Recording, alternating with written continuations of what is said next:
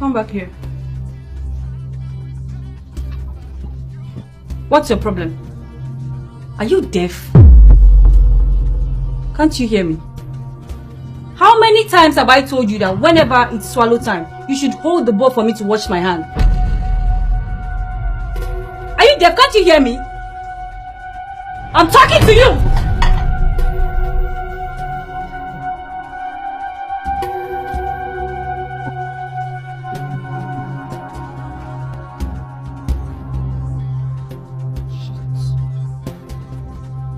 This is the second time you're spilling water on me.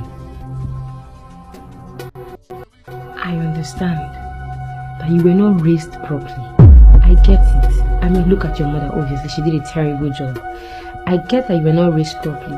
But you need to respect people. Because the next time you spill water on me, I will pour this whole thing from your wig to the end of it. Did you hear me?